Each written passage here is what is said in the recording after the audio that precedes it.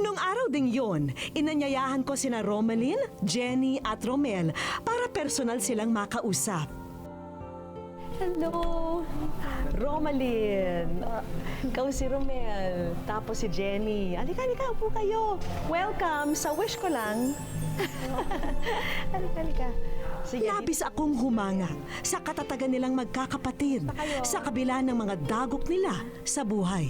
Masasabi niyo bang nakapag-move on na kayo kahit papano o imposibleng mangyari yun sa pinagdaanan niyo?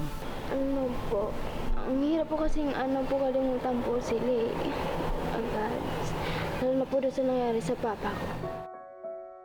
Pinagkait man sa kanila ang maraming pagkakataon, ang mahalagay nananatili pa rin ang magkakapatid sa pagkapit nila sa pag-asa. Hudyat na rin ito para iabot ko kina Romalyn ang munting pagkilala namin sa inspirasyong dala ng pakikipaglaban nila sa pagsubok sa buhay. Meron akong gustong ibigay sa inyong souvenir galing sa aming programa na alam namin pagkukuhanan ng inspirasyon ng maraming nanonood sa aming programa. Kasi kakaiba talaga yung pinagdaanan nyo pero nakukuha nyo pa maging matatag kahit na nawalan kayo ng magulang, nahiwala ng mga kapatid nyo sa inyo.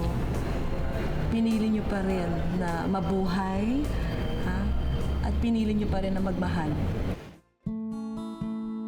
Kasama ang aming grupo, sinamahan namin ang magkakapatid upang ipakonsulta si Romel sa espesyalista ukol na rin sa epekto ng nasaksihan niyang pagpaslang sa magulang.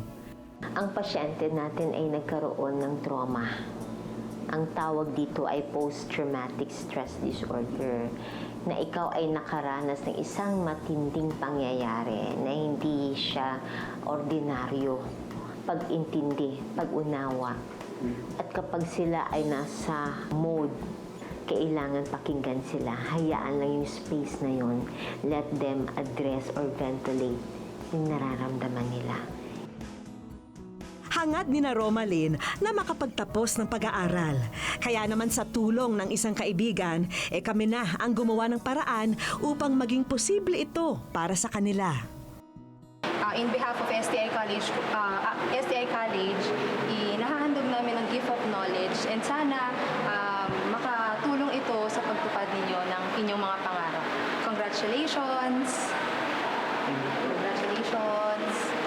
Ito pong binigay na po para sa amin ng mga kapatid ko. Makatulong po ito sa amin para makatapos. Ayun lang po, maraming salamat po. Pagkatapos ay nagtungo kami sa kainang ito. Ang buong akala ni na Romalyn, andito kami para sa isa lamang munting salo-salo. Hanggang sa isang tinig ang pumukaw sa kanilang atensyon. Hi ate, kamusta na po kayo? Miss you. Kilala niyo po ako? Oo naman. Yung kapatid ko po kasi nagsalita. Andito ba siya?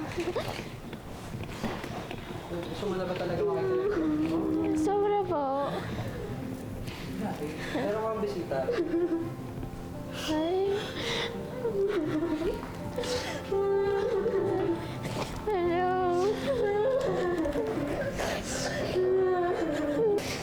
Miss ka na ni ate. Alam mo ba, lagi kita hinahanap.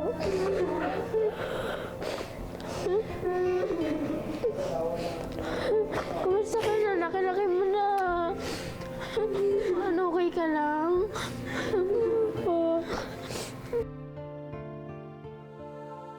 Bakas sa mga yakap ni na Romalyn, ang ligaya mula sa matagal na panahong pangungulila nila kina Angelica at Gracia.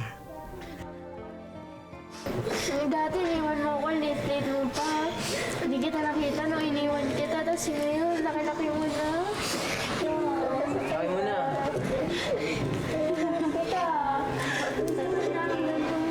Masaya po ako dahil nakita ko po yung dalawa kong bunsong kapatid. Maraming salamat po. May handog din sina Angelica at Gracia bilang alaala ng muling pagkikita nila ng kanilang mga ate at kuya. Ito bigay ko sa'yo. Sana po kahit di mo kami kasama ng mga kapatid mo, iyakapin mo lang ito. Basta huwag mo kakalimutan na kung mga kapatid mo, mahal na mahal ka namin. Ha? I love you. Pambihira raw na sila'y magsama-sama, kaya sulitin na natin ang araw na ito. Kaya naman dumiretso kami sa Toy Museum na ito para sa karanasang hindi nila malilimutan. Hello! Welcome din sa aking Toy Museum. Ako nga pala si Yexel. Yexel.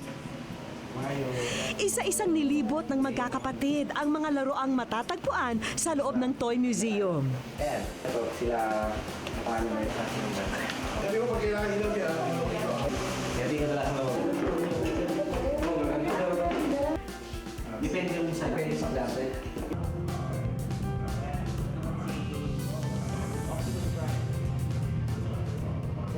Maraming salamat po kasi natupad po yung pangarap ko po na makasama ko nga po yung mga kapatid ko. Ayun po, thank you. Ang ating pamilya ang siyang dadamay sa atin hanggang sa huli. Dahil walang pagsubok na hindi kayang lagpasan, basta't ang pinakamabisang ugnayan ay ang pagmamahalan. Iginuhit sa ating kapalaran ang mga balakid na maari nating ikadapa. Pero ang mas tumatatak na yugto sa ating buhay ay kung paano tayo bumabangon sa mga pagsubok na ito.